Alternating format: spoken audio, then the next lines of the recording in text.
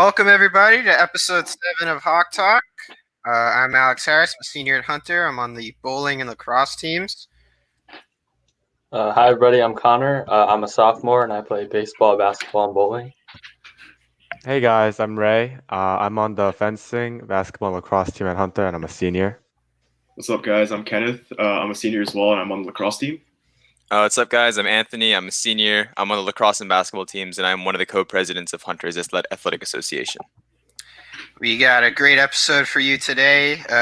Going to talk about some NFL games that happened, and then NBA draft review. I know Kenneth is very happy about the Knicks' performance there. And then a ton of NBA free agency news. A lot to unpack there. We'll try to get to the key stuff. Competition results, John Wing winning the NBA draft picks. Pretty surprising picks there, but he got 4 out of 10, one on the tiebreaker. But Jonathan Zhang, who won the soccer picks, he got none right on the basketball, turned it around, got 6 out of 7 right with the soccer, and won this week. Now our next set of picks, we got some college football games for you guys. You can see that in the description or on the Instagram later. And the tiebreaker will be total points across all of those games. All right, so let's get into some football. Jets blowing it again against the Chargers, falling to 0-10. Connor, you watched that game. What did you think about that? I mean, I can't really say much. I thought they played pretty well. Joe Flacco played well. Their defense, of course, was a letdown. But in their defense, they're playing Justin Herbert, who is in my opinion, I think is the top choice for Rookie of the Year right now. He's playing really well, throwing a ton of touchdown passes for a ton of yards. And, I mean, 0-16. Hope for the first pick. Nothing else to say. Do we agree with this 0-16? You think there's no hope? Guys? Yeah, I think. Yeah, I think at this point, if they're already 0-10, it's like tanking's kind of their only option. Pick up Trevor Lawrence, hopefully. I think, yeah, Trevor Lawrence is kind of their only option at this point if he decides to not stay. All right, and let's get to some teams that are actually winning. First, the Cardinals and Seahawks. Exciting game. Seahawks get revenge, take the lead in the division. Kyler Murray not playing as well. Russell Wilson rebounding a little bit. Any takeaways from this game? Yeah, I thought it was a really big win for the Seahawks. They lost the Cardinals previously, and this was just like a revenge game kind of. And Wilson played well. He's been struggling the past couple of games, but he got back into it. All right. And then another exciting game, another revenge game, the Chiefs taking out the Raiders, an incredible comeback led by Patrick Mahomes. 35-31, the final score.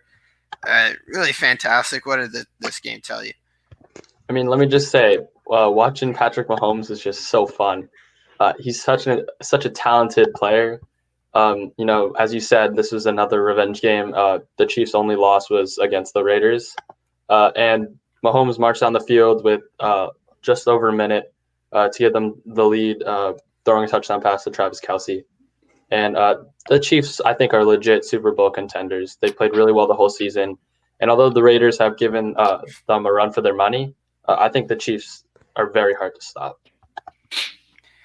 All right. And the Rams and Bucks, another really exciting game, ending with a Tom Brady interception. He's, been a little inconsistent with the Bucks so far this season, but an impressive win for the Rams. They now go to 7-3. So, what direction do you think those teams are heading after this game? I mean, the Bucks. There's no denying their talent. Their offense is good. Their defense is also very good. But I think the Rams just outplayed them yesterday. As you said, Brady isn't playing as well. Jared Goff played really well. Cooper Kupp, Robert Woods, they all had good games.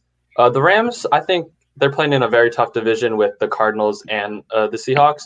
But I also think if Jared Goff can continue to play well and they can continue to score points, I think they can make a playoff run.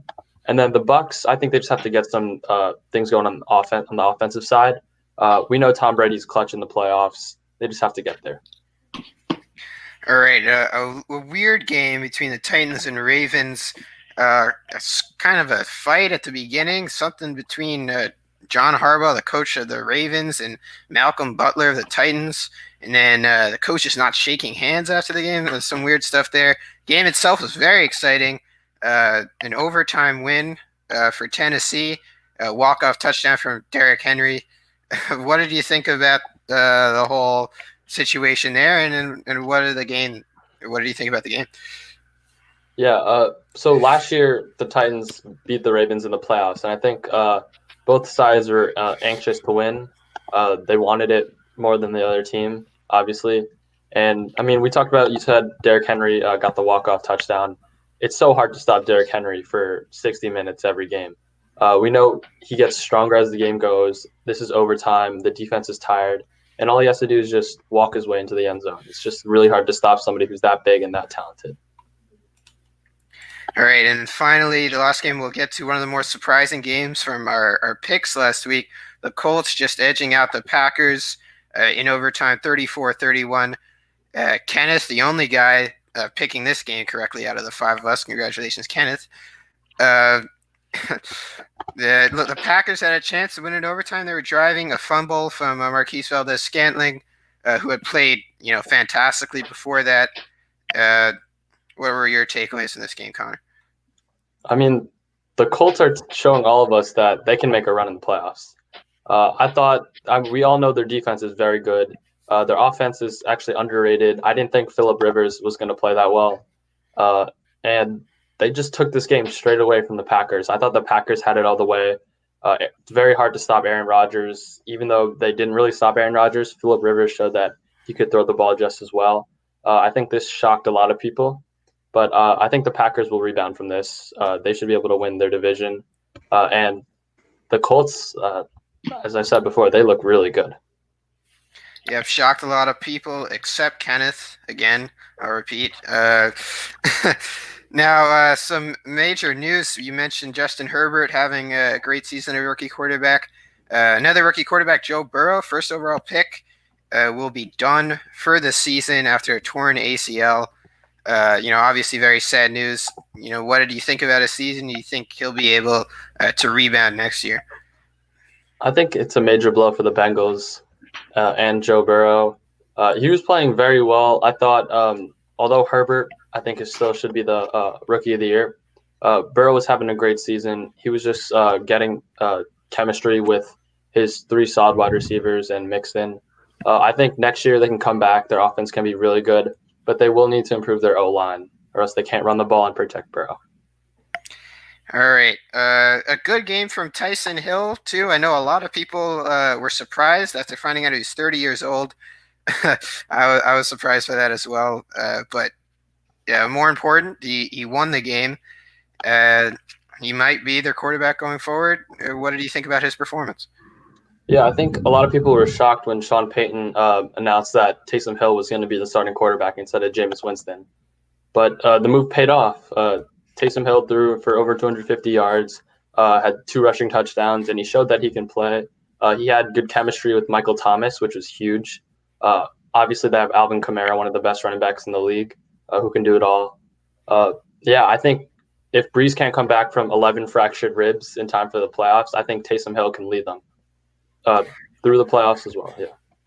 All right. Well, that's it for football. Now I think we're going to get to something that a bunch of people want to talk about, the NBA draft.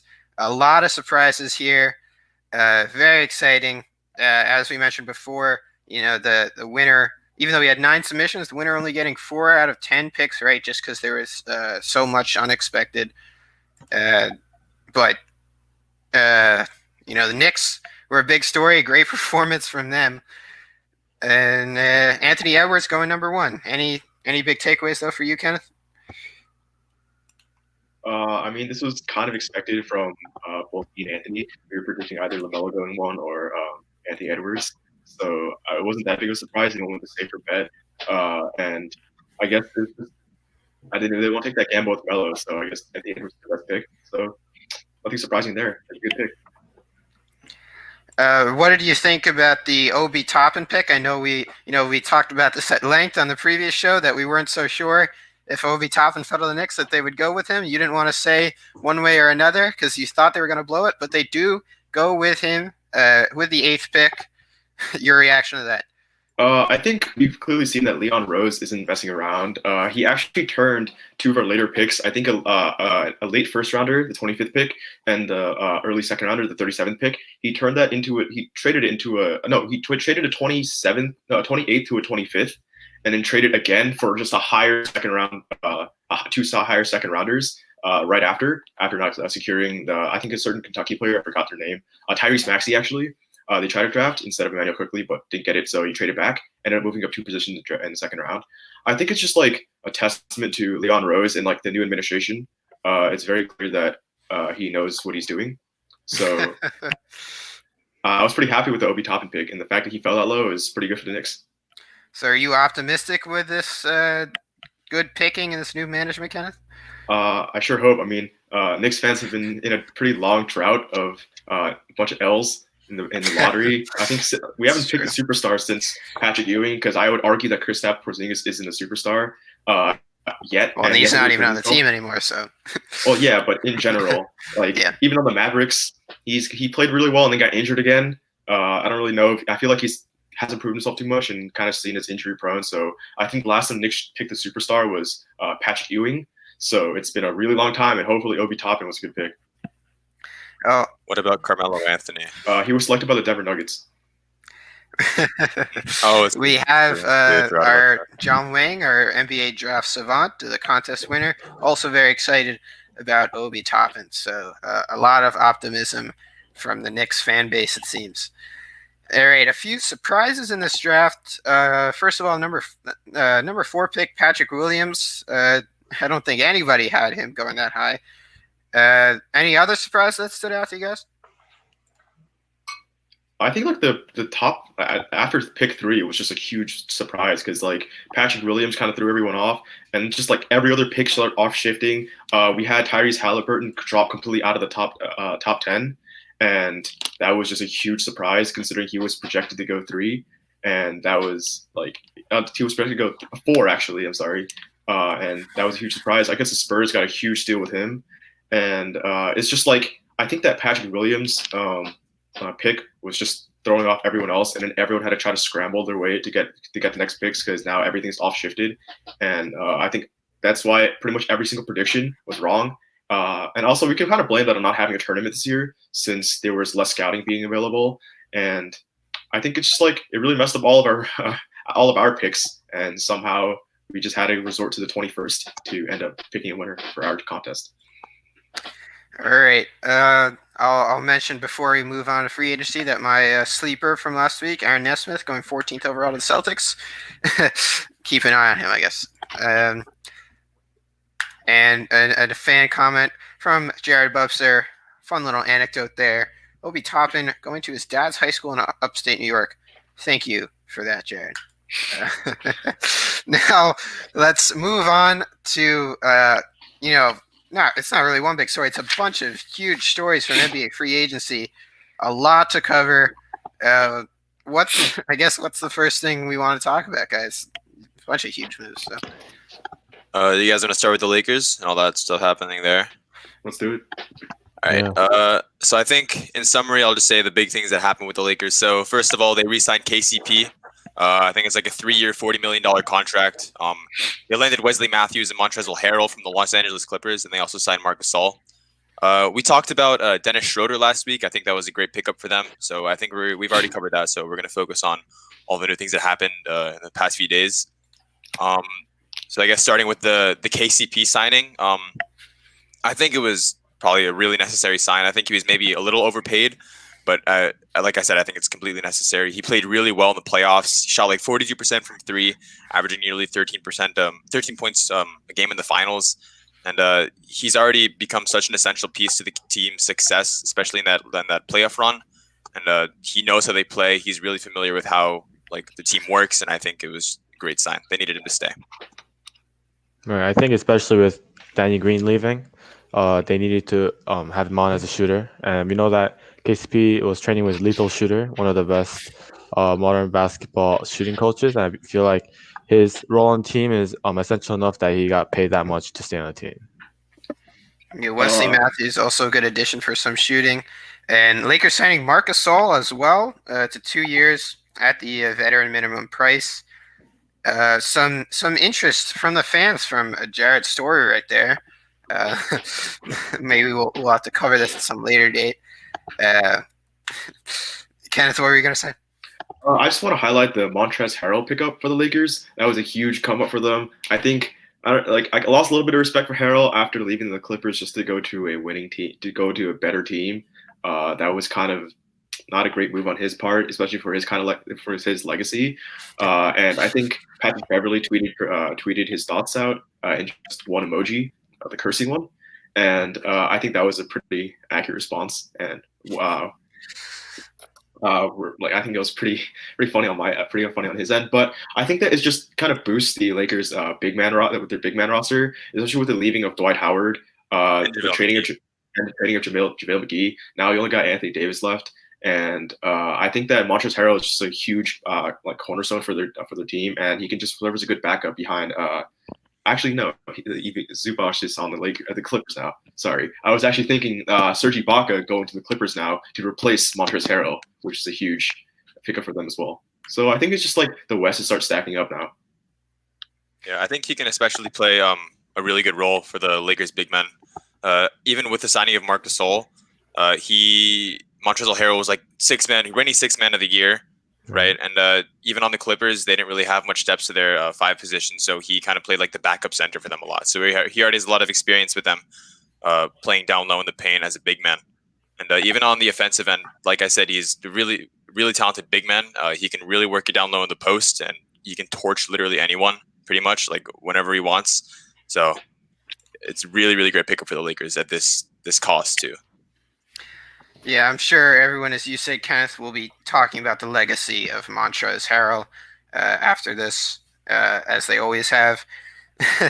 And Patrick Beverly, I did say later that he was happy for Montrezl Harrell, so that maybe not as much animosity there as it might seem. Question from the fans. Neil Potter, a devoted fan of the show, asking if the Lakers will repeat. Guys, what do you think? I think they will. I mean, let's not forget they have LeBron James and AD. It's very hard to beat LeBron James, just straight up LeBron James. And then with all the free agent signings they're getting along with AD, it's just going to be really hard to stop. I think the Celtics pose a really big threat in the East. Them just picking up Aaron Nesmith, another shooter for their team, on a team already really, really good at shooting. I think that their entire young core is just getting better. Jaylen Brown, Jason Tatum showed out during the bubble. Although Jason Tatum was a little questionable in fourth quarter situations, Jaylen Brown picked it up, averaging 6 more points than he usually does in the regular season. I think that's going to continue, especially at the fact that they're still really young. I also think that the Celtics just need that one big man, the big man piece. Once you get that big man, it's pretty much over for anyone in the East. And I'm pretty sure they're going to pose a really big threat to the Lakers in the West, since it's just a shooting team versus a big team. Kind of like the Warriors, but a little bit worse. And I think the fans are in agreement with you there, John Wing, who we know knows a lot about the NBA, saying that the Lakers are the new Warriors. And a question. We'll go to the Thunder. Trading away basically everyone, stockpiling as many picks as physically possible. Is this a good long-term strategy? I think it is. We're looking at. We can just go on to the next point we're going to talk about. The Pacers trading T.J. Leaf and a future second rounder for Jalen LeCue to OKC. Jalen LeCue was acquired in the Chris Paul trade to the Suns.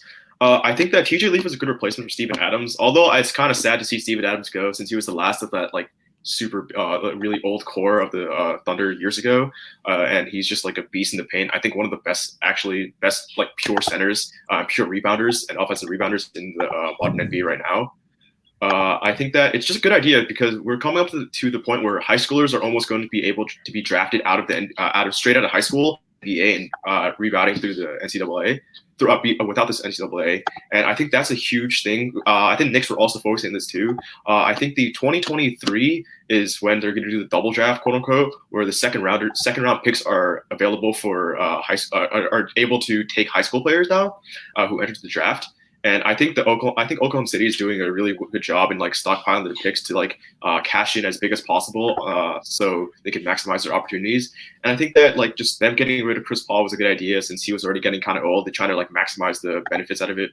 Although getting rid of Kelly Oubre Jr. for just a second rounder is a little sus since Kelly Oubre Jr. is a 20-point scorer, and I just think that they're heading in the right direction. It kind of reminds me of the Celtics back when they traded away like a bunch of old superstars to the Nets.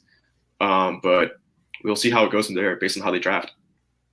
All right, and you mentioned the Kelly Oubre trade to the Warriors.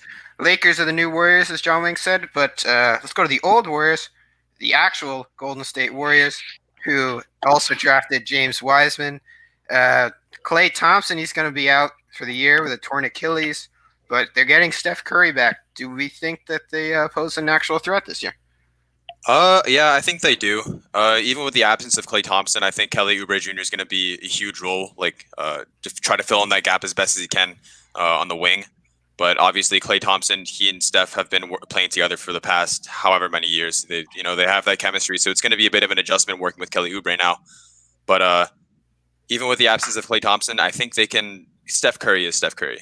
He's going to be as probably one of the top 3 players in the league when he comes back. And I think he can still lead his team to probably like a deep playoff run, or they might make it to the championship. So I think they're definitely still a potential threat to any team.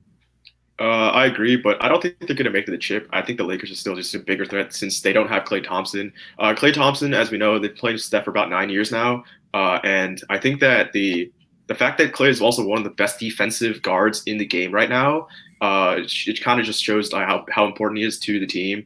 His 3-point threat is not only – he's like a 3-and-D player, like the epitome of a 3-and-D player. And that's like what the NBA is made out of now. Without him, the Warriors are losing a key piece to their offense and defense. But I think the signing of Kelly Oubre Jr. was obviously a good choice for them. But I'd say they probably like a second-round exit in the West. I can't really see them going too far since the West is also super stacked now.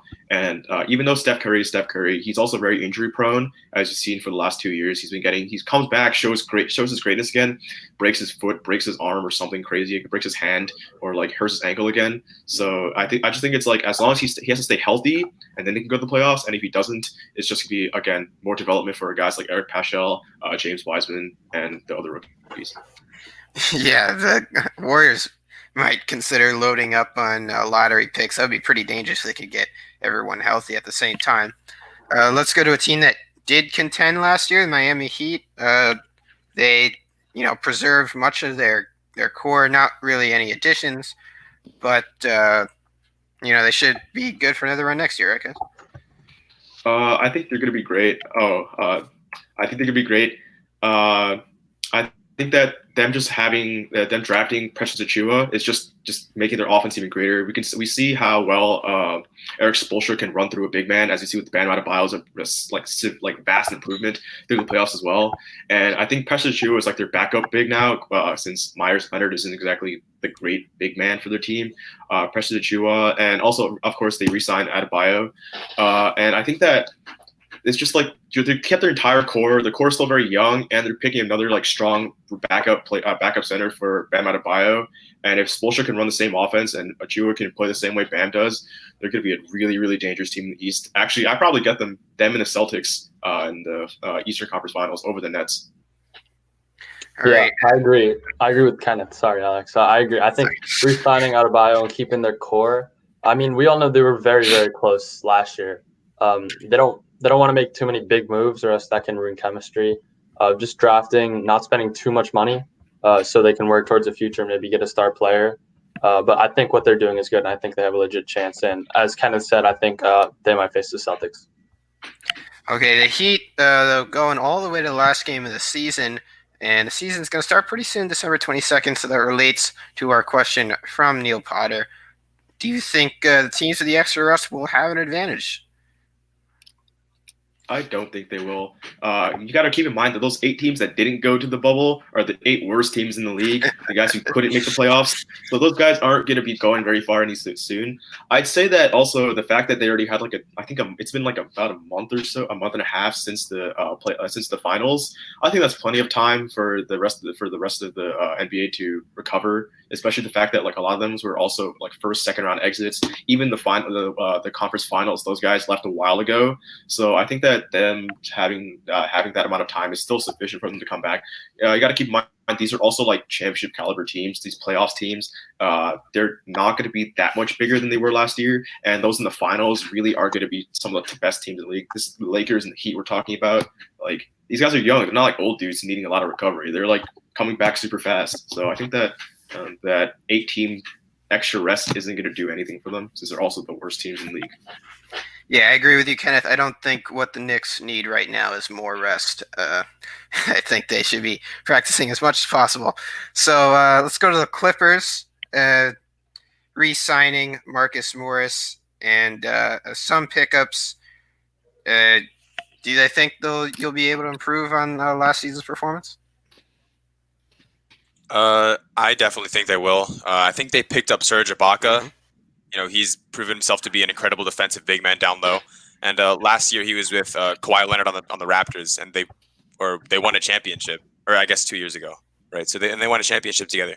So they already have that chemistry, and they know they can work well together. So I think that's going to be a great pickup for the Clippers, especially with the loss of Montrezl Harrell, who's now in the Lakers, as we mentioned, with some depth loss in the big man position. So I think he's going to be a really big contribution to the team. All right. Now, Kenneth, your team, the Knicks. Besides, obviously the big story is them picking up Austin Rivers, but a few other additions as well. Where do you think this team is going next season?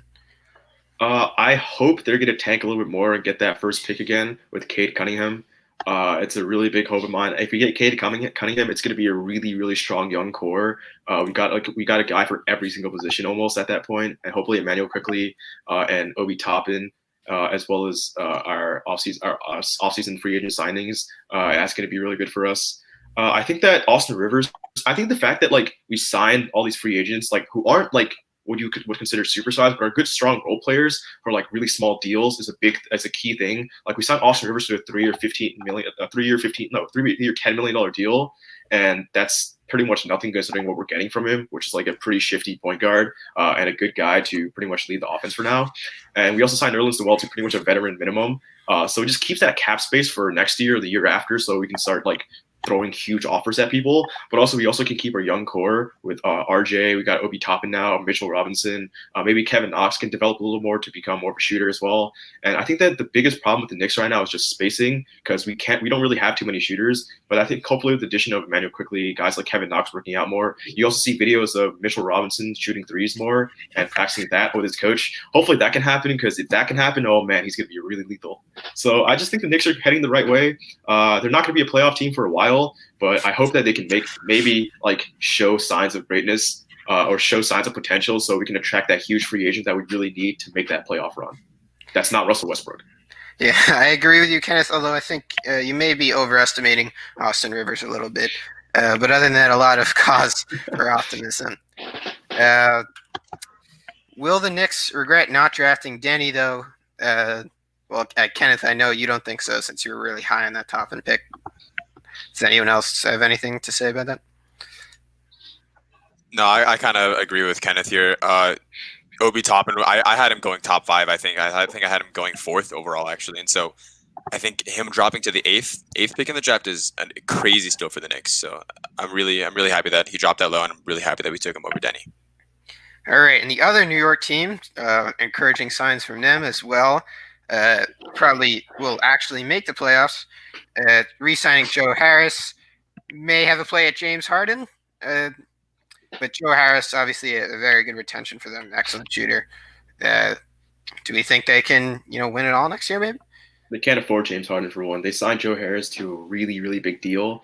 I think it was a 3-year, $75 million deal, which is I think even though Joe Harris is right now my favorite player in the league, they kind of overpaid for him for just a guy who could kind of shoot threes, make plays once in a while. He played pretty well in the bubble, but I don't think he's worth that much money, especially when you're trying to make a run for the finals. He's not that key of a role. He's no Klay Thompson. He's kind of like, in my eyes, like a budget Klay Thompson in a way, with his three and like kind of good defense. They kind of overpaid for him, and now they can't really afford Harden. So I think that kind of might have like screwed themselves with that. But I think that them keeping their two shooters at Davis Bertans and Joe Harris is still a good move, because now you got like guys who can kind of space the floor better with KD, Kyrie. Kyrie can't really shoot super well off. He goes on and off, but he's a great playmaker. But KD can do whatever he wants. So I think it's just a good role for spacing. All right. Now, Gordon Hayward signing with the Hornets was one of the big surprises of this free agency cycle. And, I'm sure everybody's devastated about them getting rid of Nicholas Batum. But Hayward was the bigger story there. Anthony, what did you think about that? I thought this was a really, really good pickup for the Hornets. In my opinion, I think they literally signed the best possible free agent who was like realistically not going to re-sign with their teams. Like the only other free agents who were like better than Hayward were Anthony Davis, Fred VanVleet, who's like not going. Neither of them are going anywhere, and maybe Brandon Ingram, who is a restricted free agent, and he actually signed like a supermax with the Pelicans, I think, recently. So like as we've seen in the past few years, Hayward's career has been like riddled with a bunch of really unfortunate injuries, and it was horrible timing too, because especially I think back in 2017, I saw a really big future for him with Kyrie and Tatum leading the charge on the Celtics. But like things happen, I guess. So with this contract, like it's like a four-year, $120 million deal with the Hornets, and the Hornets have sucked so much, like a lot. They're so bad for the past like 2 decades. They made the playoffs 3 times in the last 16 years, and they're not going to stop sucking until they start taking steps in the right direction. I think Gordon Hayward is definitely that first step. He can probably give them like 20 points a night and probably rack up good numbers on rebounds and assists too. And I think with like Kenneth, I see you shaking your head, but I think the Hornets don't really have anyone. So like LaMelo Ball. But LaMelo Ball's not he's not a score first point guard. I think I'm gonna get into that in a second too. But like I think LaMelo Ball is gonna definitely give Gordon Hayward a lot of his points, but I think the fact that he's going to be racking up a lot of these points is going to give the Hornets a lot of attraction to hopefully potential future free agents in the next coming years. So I think they're not going to be good. They're still going to be bad, but they'll be better. So. Just to add on more about Gordon Hayward, I agree that he's an amazing player, but ever since his injury, I don't think his performance is going to be as great. And they spent a lot of money on him. I think it was $128 million for 4 years, and I don't know if he's worth that much after his injury, especially how he's been playing. And I agree that he is a step in the right direction, and getting good free agents and putting pieces around LaMelo Ball so that he weapons to score. But I wouldn't be too optimistic yet about Gordon Hayward. Yeah, I agree. It's a lot of money, but eventually, money or cap space has to turn into players.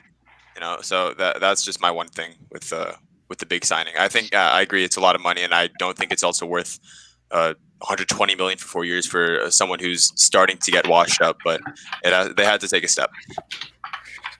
I'm just going to go out and say I really disagree with Anthony right there. They also got a guy like Terry Rozier, who's giving already 18 a night, and this is only his 3rd year. He's coming to his 3rd or 4th year into the league. He's going to play a huge role because he also has a pretty big contract with with Charlotte after he left Boston.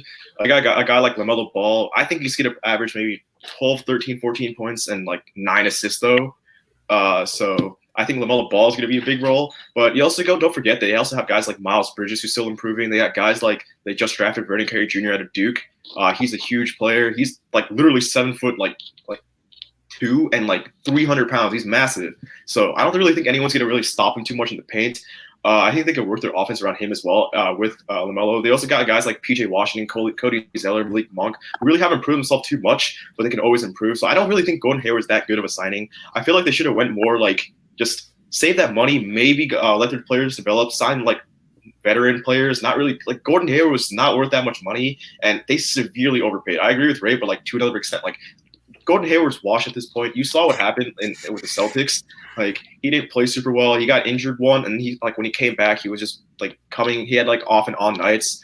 He came back to the playoffs, pretty much did nothing for them. They lost, and we saw where that went. So I really don't think that was a great signing for them. I mean, he averaged 18 points in his last season with the Celtics, though, even with Jason Tatum and Jaylen Brown leading the charge. But I think that's with like him going on and off with games. He's not consistent with it. Like at the point, I think what you need is consistency out of a player right now. And Gordon Hayward getting paid $128 million to have 18 points per game, but like 20-point nights and then 6-point nights and then go on and off back and forth. Like that's just, I don't think that's worth it. All right, well, we're pretty split on Gordon Hayward, it looks like. I guess he'll be the primary player to watch for the Hawk Talk audience next season. Fan question here. This might be a little controversial. Does Jordan deserve some blame for the Hornets? Michael Jordan, owner of the team. And, you know, as you mentioned, they haven't been good for a long time. Anthony. Sorry. But Jordan deserves a lot of blame. He sucks at draft. As good as a player as he was, dude, like what happened to the Hornets? Their draft picks have been pretty garbage for like the last like couple of years. I think LaMelo Ball was the obvious pick, so that was an easy draft pick. But come on, man, like for someone not arguably, I think the greatest player of all time, he could draft this terribly until this year, like, and then his ownership. I think he's sick. Like, in my opinion, I think he's the worst owner in the league, right after James Dolan, because I hate James Dolan. All right. Okay. No. I was going to say, James Dolan, pretty terrible. All right. Denver Nuggets, the other Western Conference semifinals team this year, re-signing Paul Millsap, losing Jeremy Grant, but then picking up a player that I've heard you're pretty excited about, Anthony. How do you think the Nuggets are shaping up for next year? Obviously Jeremy Grant is going to be a huge loss for the Nuggets. You know, he was kind of that third piece with Jokic and Jamal Murray, and they had an incredible playoff run, taking the Clippers, who many people thought were going to be in the conference finals, to 7 games. Yeah, so the dude who I'm like really hyped about is this guy named Facundo Campazzo. He's coming from the EuroLeague's Real Madrid team, and he's received high praise from the Luka Doncic. I think they even played together overseas because Luka is also he played on the Real Madrid team before he came to the NBA. He's short. I think he's like 5'10". He's shifty, but he's also like an incredible playmaker. I was watching some of his highlights earlier, and like some of his passes require like a ridiculous amount of confidence. And he was. And like the first person I kind of thought of as a comparison based on his passes was Jason Williams, like probably regarded as one of the top 3 passes of all time in terms of like flashiness. Like he had some of the best passes I've ever seen. They're ridiculous. I don't think Campazzo is better than him at passing wise, but they have similar levels of confidence, which I think is like a huge thing for any player. And so having like 2 insanely talented playmakers like Jokic and Campazzo work alongside Jamal Murray, I think that the Nuggets are going to be really good this season, even with the loss of Jeremy Grant, who I think he went to the Pistons. I don't know if they're going to be as successful without Grant because, like I said, he was a huge piece with Murray and Jokic, but I think they'll be able to have like a good regular season record and make like a pretty decent playoff run. And they also have like a really talented young core with MPJ, Jokic, Murray, Monte Morris, and a lot of potential from like their draft pick RJ Hampton and from like other players like Bol Bol who still have yet to prove themselves. So I think I think they have a good chance. Yeah, Murray and Jokic only 25, Murray only 23. So how they develop is definitely going to be huge for this team. Kenneth, you wanted to add something? I just want to kind of point out that one pick that, or like that pickup from that Anthony was mentioning. He's a little. I think he was 20. He's 29 years old. I think he's on the older side for a point guard. He's only averaging about 11 or 12 points per game in the EuroLeague, which I think is a little bit under for like the amount of hype that you're kind of giving him. Sure, he has that like that flashiness of like Jason Williams. He has a great. I remember you showed me a great pass of his behind the back from like 3-point line. But I think that him being that old, that like undersized, and the fact that they got guys like Jamal Murray already, they don't really need another point guard. They have Jamal Murray. They have Gary Harris. They just don't really need another point guard like him. He's not really that much all that useful. If you can run me a good pick and roll game with Jokic, should be great. But I think it's just a little bit of a weird pick for them. Although I'm pretty sure they signed for like a minimum deal since he's from the EuroLeague. Yeah, I mean, to be fair, passing for me, like when I see like passing pass, that's kind of like my favorite part of basketball, you know. So I might be giving him a little too much hype, but Kenneth, do not sleep on Facundo Campazzo. Okay. I'll be surprised if he gets any minutes this year. Wow. All right. So we'll be paying attention to Gordon Hayward and Facundo Campazzo throughout the entire season. All right. Some other teams. First, we can go to the Celtics, who had a pretty strong season last year, but maybe underperformed. But their young core is only getting better, and maybe this could be the year for them. What do you guys think about them? I think they picked up Tristan Thompson and Jeff Teague, and so I think Tristan Thompson, he's kind of, he's not the best player, but like I think he can certainly help them a lot, especially in the rebounding end of things. Jeff Teague, he's getting a little old, but I think he can definitely help them a lot more on the offensive end. He can definitely be a strength. He can definitely help out Jason Tatum and Jaylen Brown kind of pick up things on the offensive end. And I mean, obviously the Celtics, I think they're going to be successful regardless of how these players perform because they're going to be centered around Tatum and Brown, so who are already proving themselves to be incredibly talented young players. So I think they're going to be really good regardless, but I think they can help. I just want to add on, Tristan Thompson, even though he's like a mid-tier player, as Anthony said, which I totally agree with, I think he's better than Daniel Tice and Enes Kanter. The reason why they lost to the Heat was because they couldn't guard that pick and roll. Literally, it was just Bam Adebayo going up and getting dunking on whoever's in front of him. Usually, Daniel Tice, because he's too slow, and Enes Kanter just didn't really do anything except foul. So I think that having Tristan Thompson really puts them, replaces that one position that they were severely lacking. So I'd say, again, the Celtics are really deadly. And I think that as long as their young players can develop more, I see them going again to the Eastern Conference Finals, maybe into the finals, and a really bright future. The Celtics general management is honestly just probably one of the best in the NBA, if not the best, maybe after the Heat. But yeah.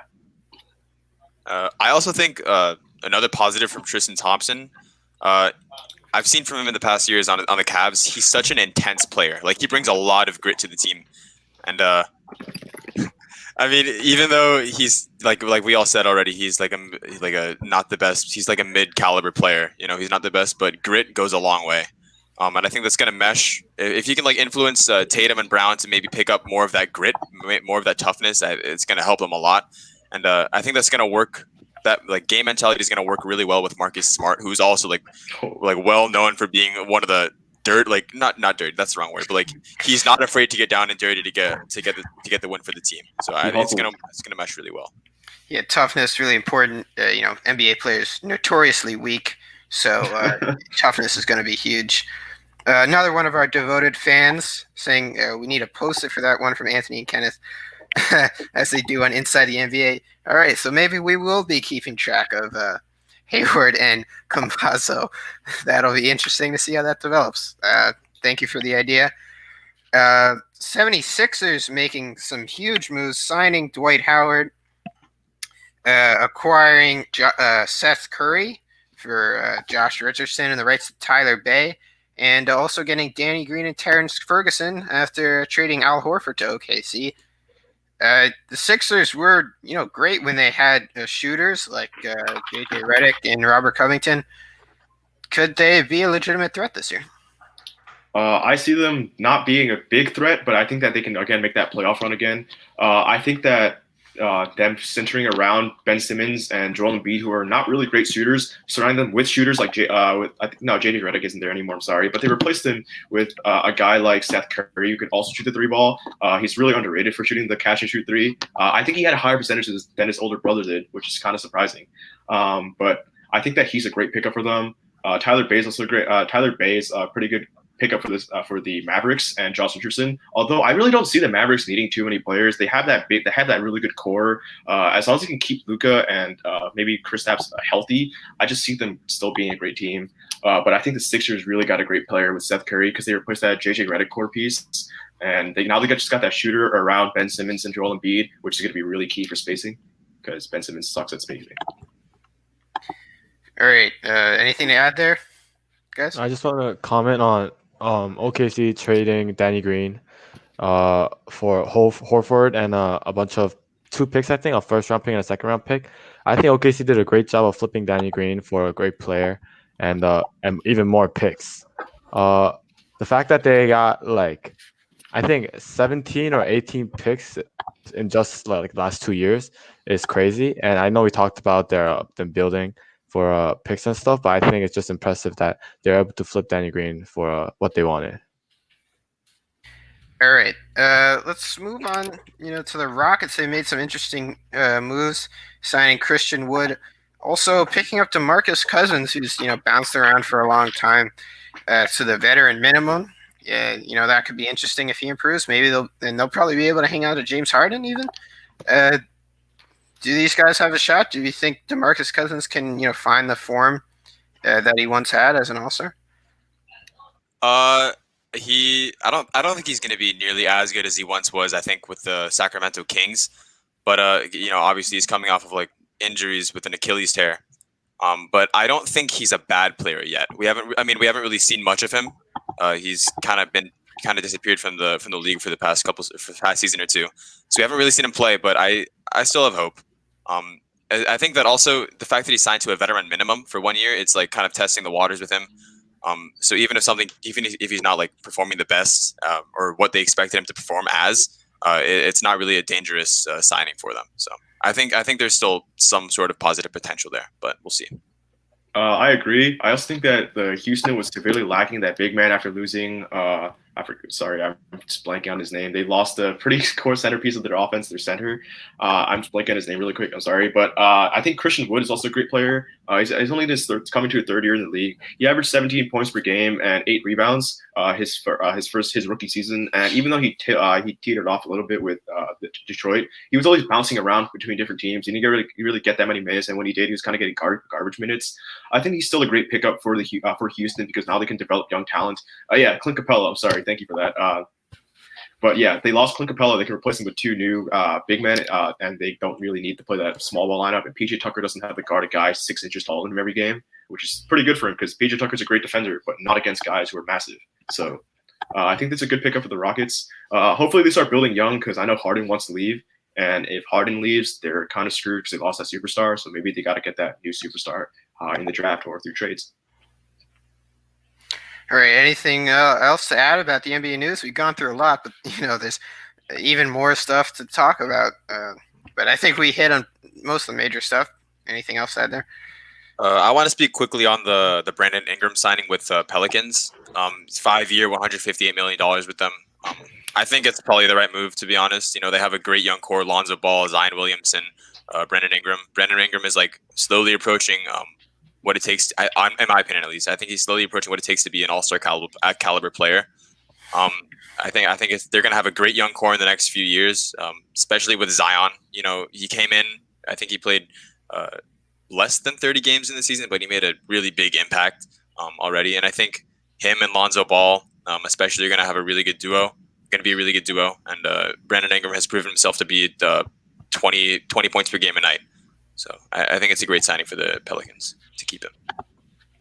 All right, yeah. As I said, a lot of other stuff. I mean, Raptors re-signing Van Vliet, Suns getting Crowder, Hawks adding Rajon Rondo, Trailblazers re-signing Carmelo Anthony. So a lot of other stuff, but I think we got the most important stuff there.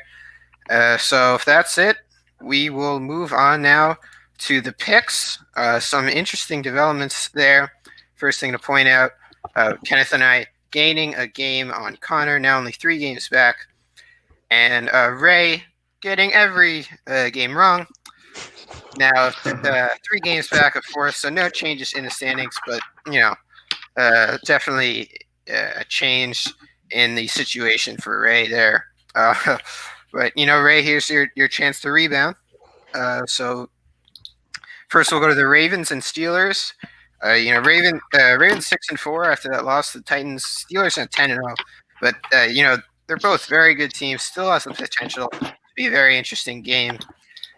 And Connor, I know you had the upset with the Ravens, so you want to elaborate on that a bit? Yeah, I mean, The Ravens have lost 2 in a row now to the Patriots, which they should have won, and then to the Titans, as we talked about. So I think they come out hungry. The Steelers have been cruising this whole season, 10-0, but I think Lamar can pull it off. All right. I had the Steelers in that one, but that should definitely be an interesting game. Bears, Packers. We also picked Seahawks, Eagles, and Chiefs, Bucks. We all had the Packers, Seahawks, and Chiefs in that one. Although that Chiefs Bucks game could definitely be a close one. And then 49ers, Rams. Going the Rams too. Anyone want to explain their picks there? I think a lot of them pretty evident in themselves. We pretty much pick most of the favorites. I think the Chiefs-Bucks game is going to be one to watch out for because you never know what you're going to get with Tom Brady and his weapons. So if he plays like MVP Tom Brady, that's going to be a crazy game. And I think it's really one we should look forward to because both defenses and both offenses are pretty strong. So that's going to be a really fun game to watch. Yeah, I agree with Kenneth. That game's going to be really fun to watch. We know Tampa has a very good defense. I don't think they'll stop Mahomes, though. There's a stat where the Bucks actually blitz at the second highest rate in the NFL, and Mahomes has a 98 passer rating when when other teams blitz, which is first in the NFL. So if Tampa does bring the pressure, I think Tyreek Hill can have a huge game if they find him downfield in man coverage. And if Tom Brady, as Kenneth said, can just ball out, I think it'll be a really fun game. All right. So before we go to the last segment, first we got one more fan question. Again from Neil Potter. Very enthusiastic episode for him. Will Zion win a championship, and will he take over the Pelicans, perhaps even this season? I think that Zion is kind of developing as a player. He needs to learn how to land because every time I've seen him land, he almost breaks his leg or tears his ACL, which is terrifying for a guy that size. Especially like recovering from that's going to be crazy hard. So I think that he has to like take a page out of LeBron's book and like really pay attention to his health, eat right, like train right, learn how to like land, learn how to like just move right. Because right now he's moving really jaggedly, and like that's really dangerous for a guy his size. And he's trying to jump over people, which I get it with his athleticism, he can, but like if he falls the wrong way, his career is going to be over, and it's going to be really hard. So I hope that he can like learn from LeBron, prevent as much injury as possible, learn proper body mechanics so he can finally become that kind of superstar that everyone expects him to be. Yeah, just adding on to that. With Boise. What was that, right? I was just gonna say, like how Zion struggles to walk properly. I had like a similar problem where when I walk, I kind of like waddle, and I just want to say, Zion needs someone like Josie to help him, learn body mechanics and learn how to move the right way. Because after learning to walk the right way, my life has changed. I just wanted to relay that information. Yeah, Ray, obviously a perfect, model for Zion. Basically the same. So, yeah, I think definitely applicable situation there. And I'm sure they didn't have any physical therapists on the Pelicans until you told them to, Ray. Yeah. So, this should be a watershed moment. All right, let's go to the sports that we're watching this week. Guys, anything? Obviously, the Thanksgiving football. Anything besides that? I think a great game. Not a great game, a match. Not really that close. I think it's a month, 2 months from now. But I think UFC 253. I think what was it? Conor McGregor 257. Conor McGregor, Dustin Poirier 2. That's gonna be a great fight. It's gonna build a lot of hype. But I think that this is gonna be a great fight. Although I think Dana White has said this is not for a title shot since even after because he thinks that. I think he released an interview that he thinks that Khabib's coming back, although I don't think he ever will because Khabib's that kind of guy who sticks by his word. And I think that it's just gonna be a great fight because guys like Dustin Poirier have been he's itching to bounce back from his nasty after the Conor got that nasty KO on him. So I think that it's gonna be a really fun fight to watch. Yeah, Conor. They have fought before. Conor knocking him out in 46 seconds, I believe, at featherweight. But obviously they've evolved a lot since then. Should be an interesting match. This weekend we've got fights. UFC Fight Night, Jack Hermanson versus Kevin Holland in the middleweight division. Hermanson looking to get closer to that title shot. Some soccer, obviously MLS playoffs. Got Premier League match day 10 and the Champions League as well. Got the group stage match day 4.